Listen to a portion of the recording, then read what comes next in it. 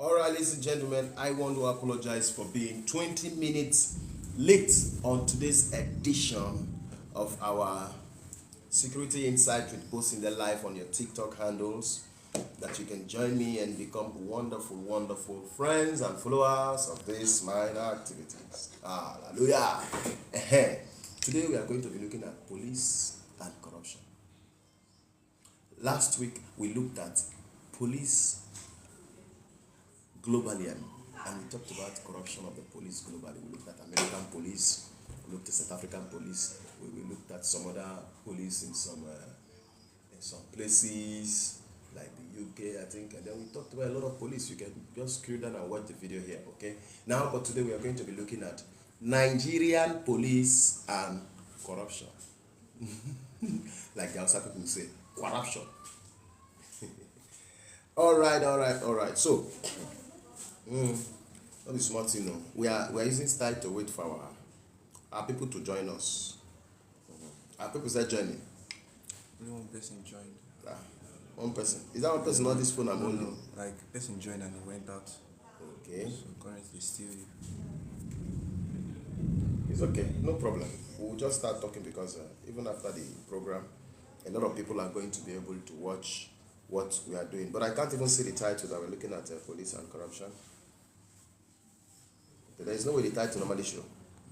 It doesn't show that we're looking at police and corruption. Okay, no problem. All right, so moving forward, we're looking at police and corruption. Police and corruption. So, first of all, our focus today is the Nigerian police force, the NPF. Let me tell you a little about the Nigerian police force that I know based on self-discovered knowledge. Number one, the Nigerian police force is an establishment of the colonial masters.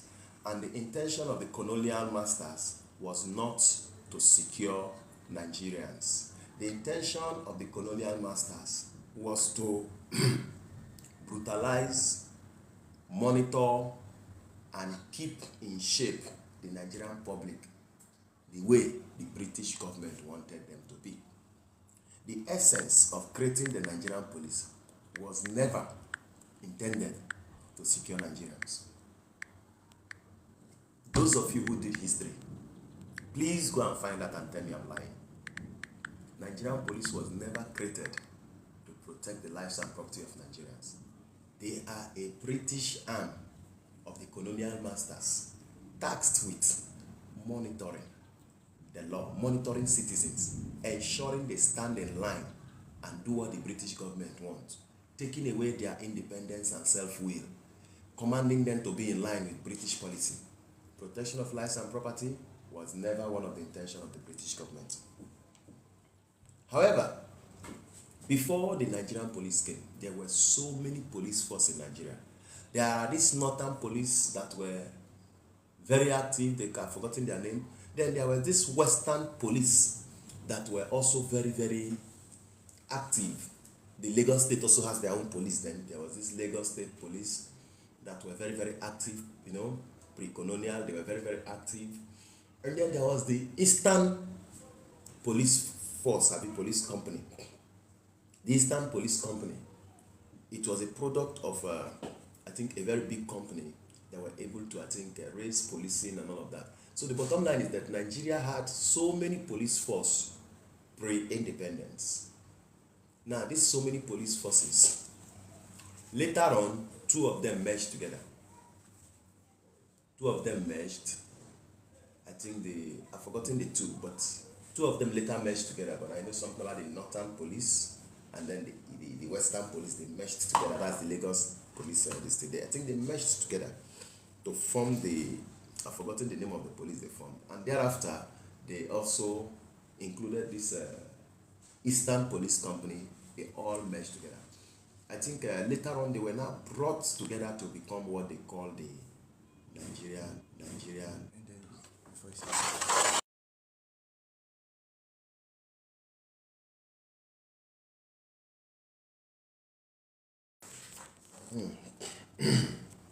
Can you unpause it, please? Okay, so If you go to the history of the Nigerian police force, you will realize that it was never intended by the founders, the colonial masters, to protect lives and properties. It was an arm of oppression that was supposed to oppress Nigerians and keep them in line for the British government. But quite unfortunately for the British government, Nigerian government got independence without a war. You see? Now, the fact that we did not fight to get our independence is also a problem with the policing. Now, let me tell you. You see, after the Second World War, the British government, they were very down. They lost a lot of people. They lost a lot of soldiers. So because of that, they could not sustain all their colonial presence everywhere. Because there was this revolt from so many other countries after the Second World War. So what they did was to see how they can give independence and still keep them under the Commonwealth, still control them under the Commonwealth Association, which Nigeria is still a part of till tomorrow. You see? So their intention for the police force also helped them. They had already programmed the mind of the police to oppress Nigerians, to keep them in line for the British government. So when Nigeria now got independence, if maybe we had fought a war to get our independence, we would have restarted our own police force with our own understanding and background. But now, we continued, the British government handed over their own police force they have started for us to us. And then we started getting indigenous Inspector General of Police. You understand me? Now, handing over their own police force with their own mindset, with their own training, specialized in ensuring that they brutalize Nigerians to keep them in line for the British government. And all those things didn't help us. It contributed to why till tomorrow we still have brutality in the police force and we still have high level of corruption, because I'm a Christian and the Bible says, if the foundation be destroyed, what can even the righteous do? So this is one major problem why when we say we want to talk about Nigerian police and corruption, we must establish. Now, having established this, it's important now that I now begin to tell you. Now, when we talk about Nigerian police and corruption, let me list some areas of corruption I want to briefly look at today. And I hope I remember to look at all of them and the time gives me enough time. Number one, we're looking at brutality. Brutality is corruption. Brutality is corruption. If you brutalize a citizen, it's corruption. It's corruption. We're looking at bribery. Bribery is corruption. We're looking at extortion. Extortion is corruption. We're looking at extrajudicial killing. Extrajudicial killing is corruption. So, if we're looking at Nigerian police and corruption, these are the forms of corruption we're looking at. When you talk about brutality, brutality is not the norm. All over the southern Nigeria, I will not say for the north, because the north don't have police issues in Nigeria. Because the north operate on penal code, while the south operate on criminal code. Now, under the penal code, the community is very influential in the police force. But under the criminal code, the community is not as influential in the police force as they should be. That is why in the history of when SARS was present, there was no record of SARS killing one person in the north or mistakenly shooting one person in the north. But all over the south, those records were there. Why? Because the north had control over their police. So it is the southern Nigeria that has policing problem, not the north. When you talk about Nigerian police force, the north does not have any issue. It's the south. So let's look at brutality, for example. In the southern Nigeria, a lot of police officers that are corrupt has this interest of brutalizing young people, brutalizing both elderly people, brutalizing both everybody they meet. They take, at times will fail me to cite examples that we have seen, heard and read, and even were part of investigating. Brutality, where police for no reason stops people, and for no reason, unprovoked, they begin to mete out various forms of punishment. Where they take people to their offices, and then they brutalize them for no reason. Some innocent. We've heard all these things, and most of them too are also correct. Though a lot are also wrong too, but a lot of them are correct. Time will fail me to give you highlights and detail of this brutality. But of course, we know it exists. We know that bribery exists. In fact, that of bribery, I will not blame the Nigerian police. I will blame the Nigerian public for bribery in the police force. You understand? Most Nigerians are the ones that even want to bribe the police force.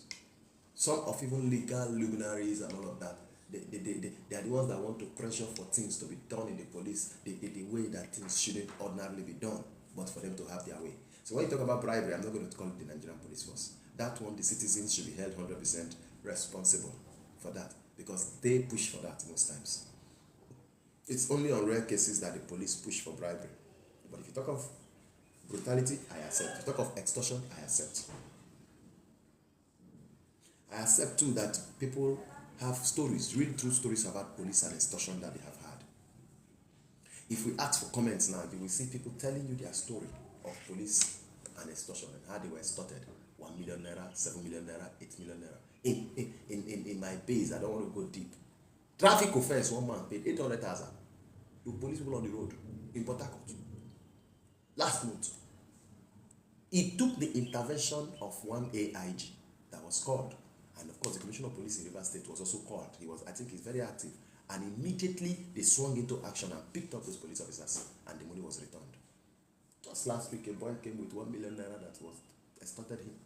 I had to walk around town with him trying to locate the particular formation that did that.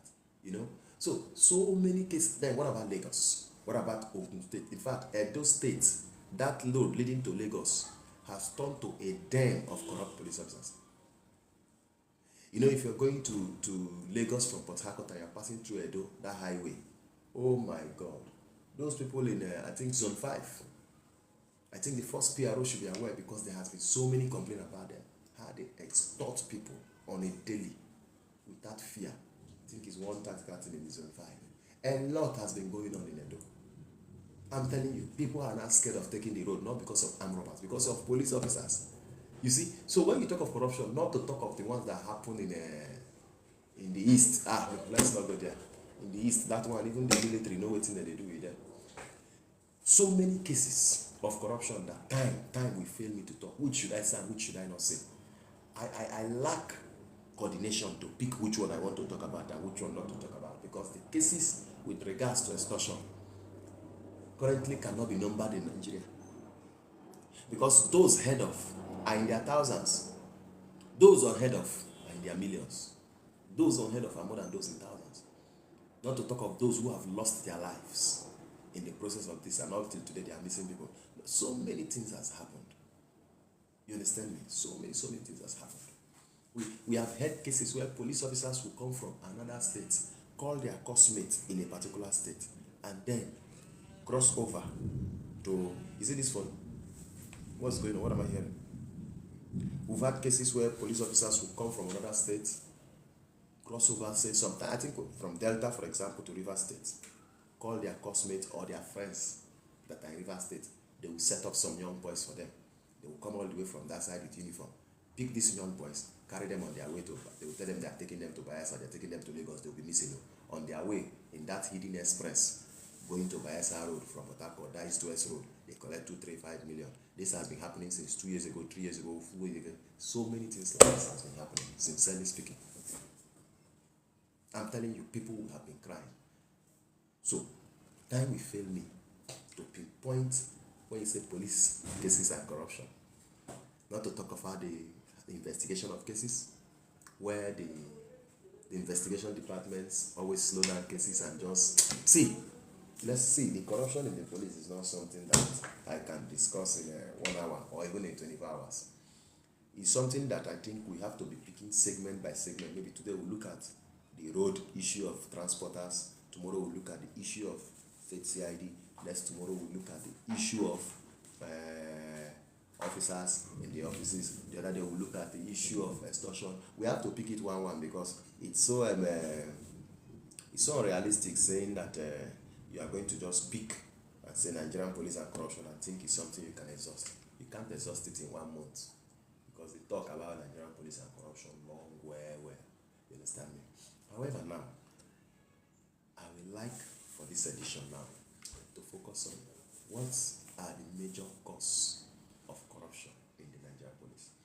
Having established the fact that yes, there are a lot of corruption cases within the Nigerian police force, where the officers and personnel and men, a lot of corrupt cases have been seen. It's important now that we look at some of the causes of this corruption. Now, let me make it clear that Nigerian police force is not corrupt, because Nigerian police force is an agency of government. It's a name, it's an agency, so it cannot be said to be corrupt. But we have a lot of corrupt officers, personnel in the Nigerian police force.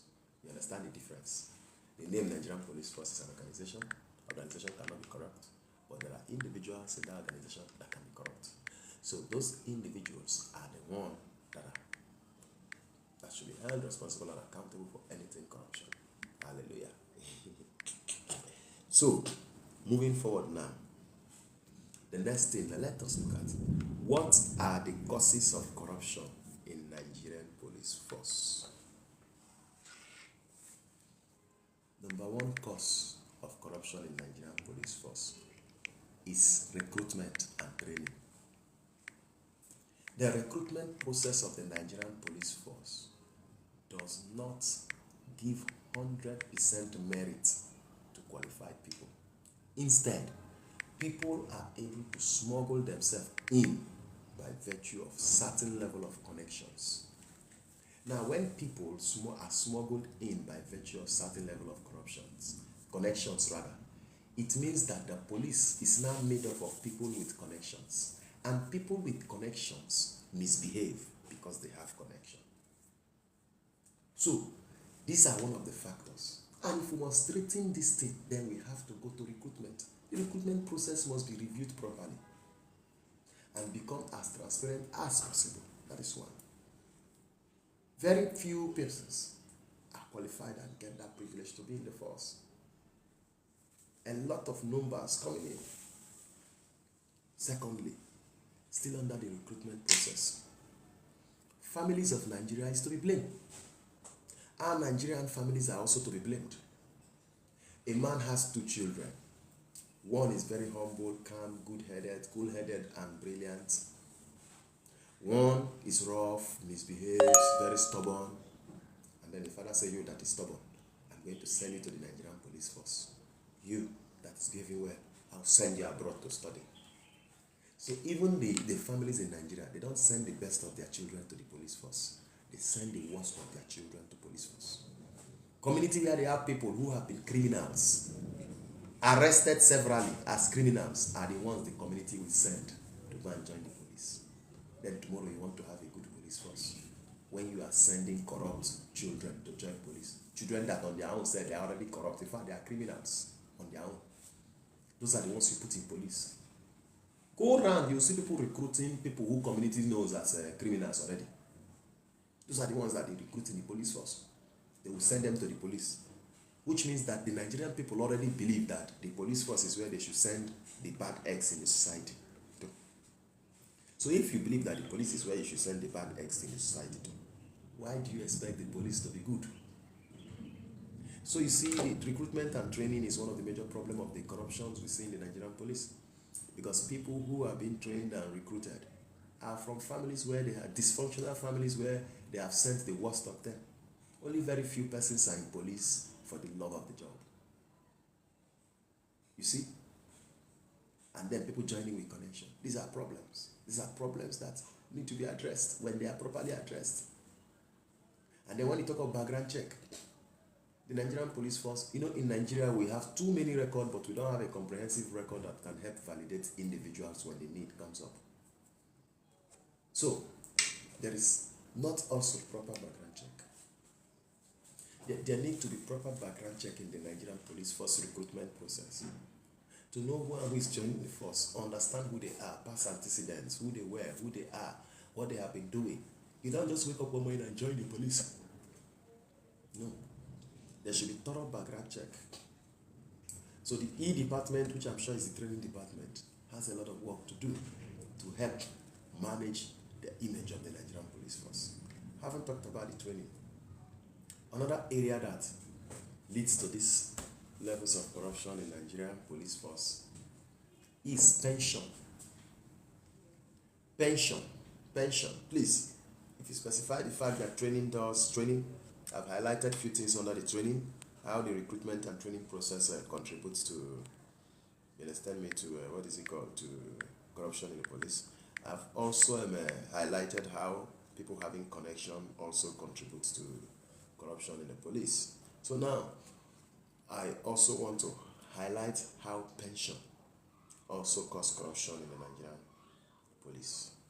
You understand me? Pension is also a cause of corruption in the Nigerian police. Now, before I talk about the pension, everybody out there, please send your diamonds. Send your diamonds and anything you need to send. We need to build this program.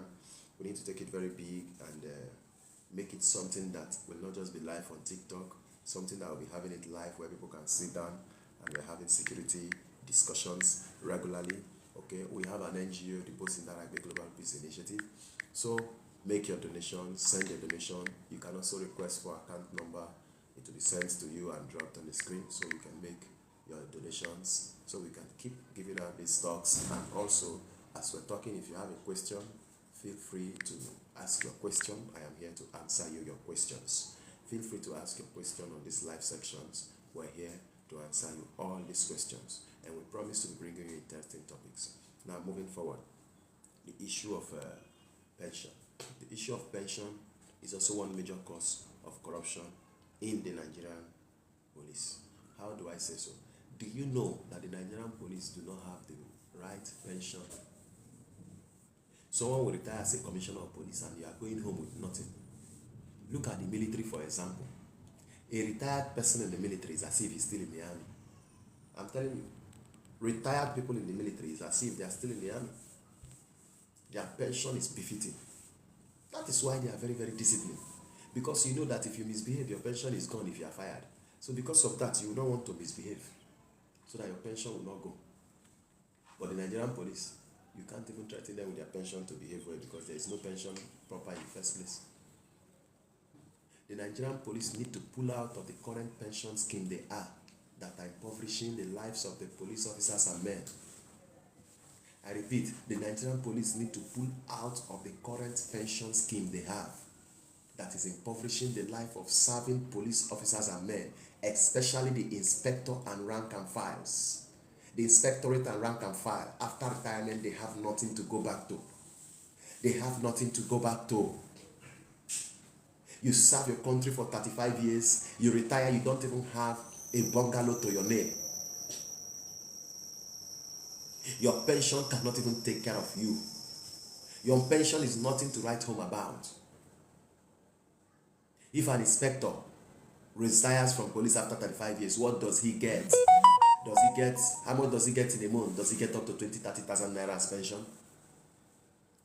I mean, come on, let's look at this. Look at the cost of inflation that has been rising ever since the past 15 years. In fact, since we have democracy. And then a police officer, you expect him to work with his right senses. When after retirement, he's going home with nothing. So while he's working, he needs to work for his retirement. That's why you are seeing corruption. Because many of the officers are not just working to earn salary, they are also working for their retirement. Because nobody got their back. There is no proper pension scheme to help them. So when they are working for two. One, they are working for now to be alive and sustain and take care of their family now. Two, they are working for their retirement. That is why you have issues of corruption in the police.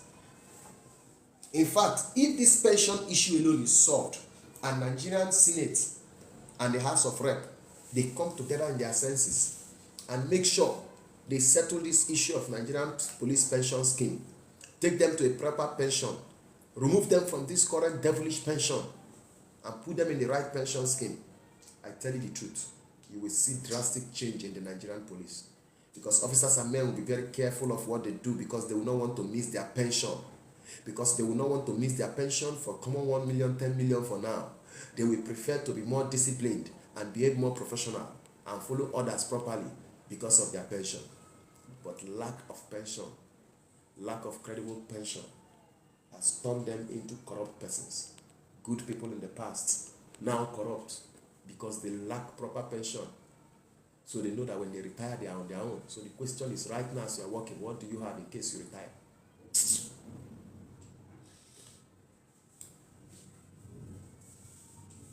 You see, let me tell you something. See, this pension we are talking about, it's not the first time I'm talking about it. This is not the first time I'm talking about this pension. I have talked about this pension severally. I have gone as far as National Assembly.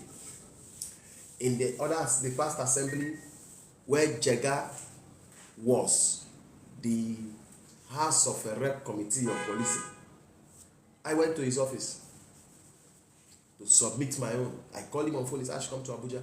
I went to the office and I submitted my own. I I told them he was not, I didn't meet him. I went to the officers and said, look, you have to. I told them, you have to pull out the Nigerian police from this pension scheme. It is really, really frustrating the officers and men. I went to the Senate Committee on Police in the last assembly too. I went to the Senate, I flew down. People assisted me, they paid my flight ticket. You see?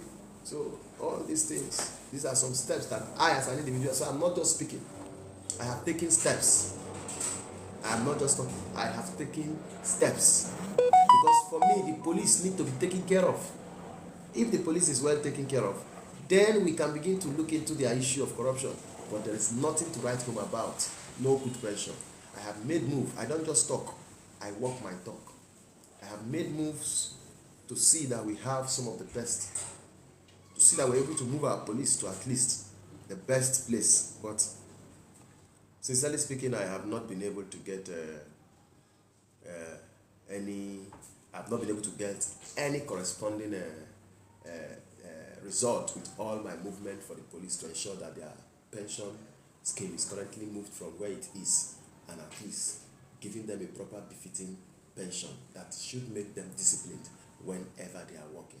So having said that also, now let's move from the case of pension. Another thing we have to move again is the Nigerian police lack proper working tools. The only tool they have is their AK-47, their Beretta pistol, their Berettas, and all those arms. That's the only thing they work. There are some tools that are required to make a police force of standard, that it will be hard and difficult to have corruption. For example, we do not have a police record that reflects in all police formations of the country, where if someone is a criminal and he's a criminal in Lagos and he runs maybe to Port Harcourt or Abuja and maybe he's apprehended for even traffic offense and then he's taken to the station, his facial recognition or his fingerprint or one of his driver's license or something will be able to trigger an alarm in the system to show that this man is wanted in Lagos for murder. You see, there is nothing like that. Because of that, someone will commit a crime in Lagos and is wanted for murder in Lagos, and that same person will come to Port Harcourt living la vida loco. That same person will even be arresting somebody, taking the person to the station. That same person will even have issue and they will arrest him and he will go to the station, and like that he will just be leaving. It's wrong. Those things are helping corruption. So the Nigerian police need to grow to be able to have a proper central crime entry point that will be made available compulsorily in all police divisions and tactical formations. This way, anybody that is arrested for as low as traffic offense will be entered into the system. And if that person has not, the case is not over and that person has refused to show up in the station, even if that person is arrested somewhere else, all those records will pop up. All those records will pop up. That way it will be easier for the police to manage issues of corruption. Because if a case is not handled properly here, it is easy to trace the officer who handled the case, who released the case, when he did it, how he did it. It is very easy for us to start tracing these things in the police. So these are some of the things we're talking about. Okay, so I like you people to think about these things.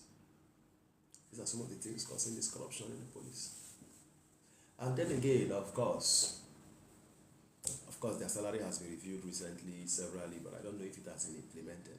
Because most times they review police salary on the news by the presidents and the office, but they don't implement it 1 year, 2 years, 3 years. The last review, I don't know if it has reflected in their salary. But the point is, the police salary has to be reviewed. The police salary has to be reviewed. You can't give someone a gun and pay him peanuts. We know the police business, the police job is one of service. But the truth is that even the servant deserves to eat properly. Even the servant deserves to eat properly. That's the truth. That's the very truth. We cannot overemphasize it. Even the servant deserves to have nice meal. So there's a whole lot to look at when you talk about Nigerian police and corruption. But the truth be spoken is that we cannot exhaust it in one sitting. We cannot have one sitting and exhaust all these things. Oh my God. We cannot have one sitting and in one sitting we exhaust all these things. It's not possible. Oh.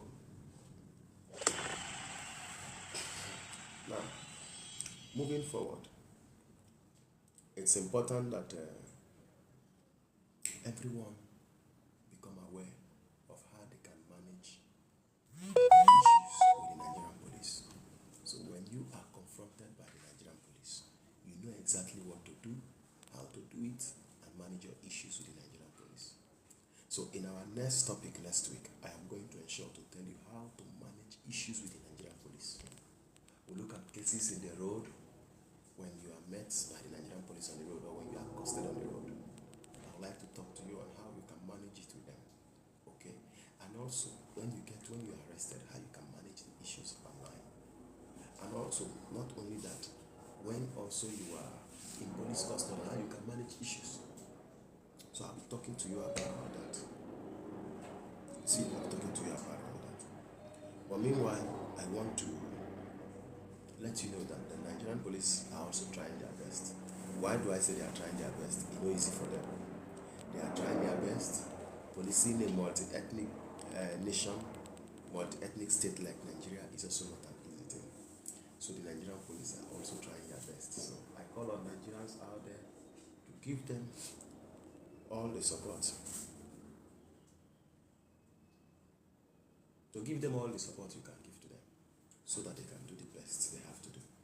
Also, Section 24, subsection D and E of the 1999 Constitution as amended also encourages citizens to support the security agencies, So please look for area of support that you can give to the police and try your best to render this support for them.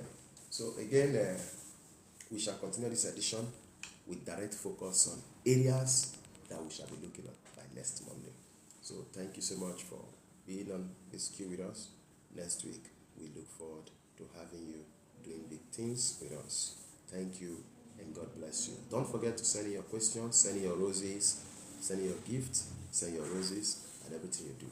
But sending, we're going to keep doing this broadcast, we're going to keep doing this live section until we are able to give proper education of security and policing to the entire Nigerians and make them independent to handle their own case and not looking for somebody that will come and run around for them. That's my goal. My goal is to bridge the gap between you and the Nigerian police force as well as the public, so that you can be equipped by yourself to handle issues. You understand me? So my name is Ambassador Bosinde. Do well to follow me on YouTube. Go to my YouTube page. Subscribe. You can watch other videos from other interviews and other talks, not just this one. On my Instagram live, you can watch those videos, okay? So do well to follow me on social media. Do well to be there. We are here not to bring down Nigerian police. We are here to help them go up. We are here not to bring down the Nigerian public. We are here to help them go up. Our aim of doing this program is to bridge the gap between the police and the public.